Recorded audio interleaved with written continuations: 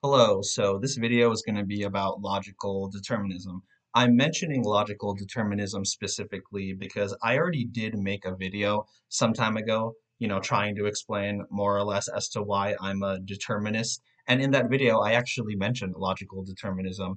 But the thing about that video is that I very much just, went on a whim talking about like a whole bunch of things. Like I rewatched it back and yeah, it didn't feel as clean as I would have preferred it to be. So at the very least, I'm hoping that when I make this video, it, will come off cleaner, so to speak, and I can, you know, put in perspective why I am a determinist in, this specific certain way because I'm actually narrowing down on a specific kind of determinism.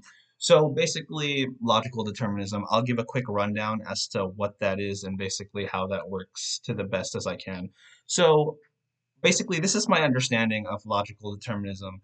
Basically, it, says that something in the future is either necessarily true or it's necessarily false. Because, for example, um, let's say tomorrow I eat pizza. It is either necessarily true that I will eat pizza or it's necessarily true that I will not eat pizza. It's already predetermined, even if I'm not aware what I'll actually do by then. There could be, a ton of reasons as to why I don't eat pizza. Maybe not necessarily because of my own fault. Maybe tomorrow I get fucking I don't know, I die somehow. So I don't even make it to any of my meals for some reason, however way that I die tomorrow. I die in my sleep, I don't fucking know. But yeah, so basically it can only narrow down to like one or the other. So I either will eat pizza tomorrow or I won't eat pizza tomorrow because it wouldn't make sense. It would be logically incoherent, and this is why this is called logical determinism because basically, yes, it has to be one or the other. It can't exist in a manner where, okay, tomorrow I'll eat pizza and tomorrow I won't eat pizza at the same time. So, that's pretty nonsensical, right? So it has to narrow down to basically one or the other. So, because we understand from this, if you ask me, that things can only be one or the other, our choices are not really our choices. Because if they're contingent upon choices that we don't actually have the free will to choose what the choices are to begin with, you can't really call that your own free will. It would basically be just the illusion of free will. And not to mention, there are so many factors that go about even giving you, I don't know, the option to, let's say, eat pizza or not. Let's say in another hypothetical scenario, you're a dying child in Africa, like somehow. You didn't have the option to choose pizza because like I know that like when somebody hears determinism on the surface there's just going to be that like one person that's like, oh, I choose whether or not I eat pizza. Sure, on the surface you can choose whether or not you eat pizza or anything else, but was it your choice to have the option to eat pizza or not? Did you have a say in the universe that pizza was going to be a thing in the universe? So basically, all these things that set up the options that we can make are not at all basically something that comes from free will. It's more like we react to the choices that the universe decides already has to be given to us, rather than we choose our own destiny or we choose whatever will happen. So that's essentially how I believe that the illusion of free will works, essentially. Because again, you don't choose what your options are. And if you make, you know, choices based on options that you have no say in, then, I don't see how you can come about this making it as if like it's your own free will. It's your illusion of free will. And I guess I'll put it in this way. If you think this is a bad analogy, then like, okay, go ahead.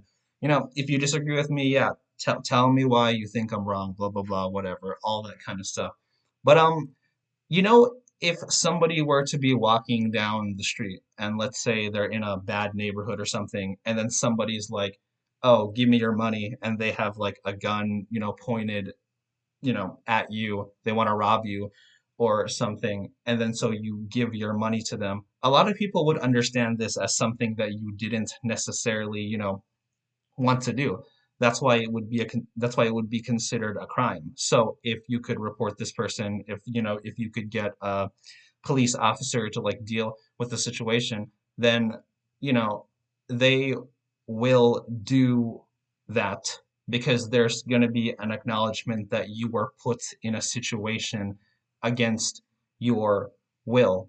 But when I argue with people that, insist that like there is free will, it kind of sounds like, from that position, they would be arguing that like, oh, um, it was your choice to be in that situation to like give the money to the criminal or not. Yeah, sure, it is technically still your choice because like again, you're given options. Like, okay, what is it? Like your life or, giving, your money, your wallet or something. So you have to make a choice. So I think from what I pick up, there's this like weird cognitive dissonance that people who don't, believe in determinism have when it comes to like, not wanting to accept that all our choices are basically are like technically out of our control, because why is it that you can only acknowledge that the external factors that make up your personal or like internal reactions, like why does that only apply to like negative things? Because basically, kind of like what I said, or let's just take like the whole like pizza example. There were so many things brought about by the universe that are not necessarily bad. So of course, if it's not, like bad, like in your purview, like if you're determined internally to not react badly to like a certain external event, then you have no problem saying you have free will. But basically, what I'm trying to argue is whether it's a good or bad situation, it is not free will technically, at least in a more like philosophical, kind of like solid grounding. You can't actually get a legitimate version, quote unquote, of like free will. Because if you're willing to acknowledge that somebody getting mugged in a situation was not free in that situation due to the external events and like circumstances, then what is the difference for something good? I honestly, the way I see it, I think it's purely just emotional. Because if you react negatively to something like being mugged, then obviously you'll use anything to say, oh, yeah, I don't accept that. So, like, oh, it was against my will. And I'm like, yeah, and I'm not disagreeing with it. If you get robbed, it is against your will. But then, arguably, I think these two situations work in the same way. The only difference is that one gives you a negative reaction, a negative emotional reaction. The other one gives you a positive, like, emotional reaction. So, like, say, for example, like with pizza, if you like pizza, obviously you don't care about the things that were out of your control that brought about, like, pizza, to this universe, to this lifetime, to this, whatever. But if you can be happy in that situation, then why is it free technically? Because if you eat pizza and you react positively to that like situation, I would say that's still less of any actual free will than being in a situation where, oh, you get mugged and like somebody takes your like wallet or whatever. Like both of those situations lack free will. Like the only difference is that in one situation you were fine with, the experience. You were, predetermined to be fine with that experience and predetermined not to be fine with another experience. So if there are so many factors happening that bring us choices that we're already, like inclined to react to a certain way, then there is no freedom and there's no free will.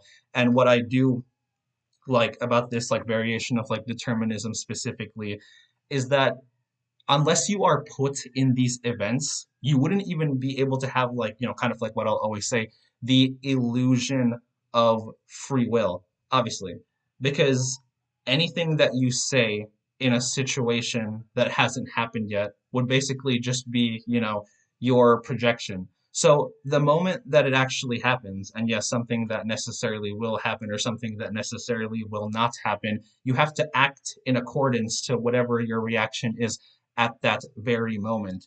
So basically, the concept of free will doesn't really make sense to me, at least like legitimate, like valid free will, because if you're saying that you have the choice to determine whatever it is that you will, then Why are external circumstances even necessary for you to know how you will react to a certain circumstance? So it's not really a choice rather than already like a pre-inclined inclination of, something that you react to within the external universe that again, you make choices that are not your choices to pick from options that you didn't actually make. So you can spin it however way you want, but this always returns back to basically some kind of illusion, whether it's externally or internally, I would argue.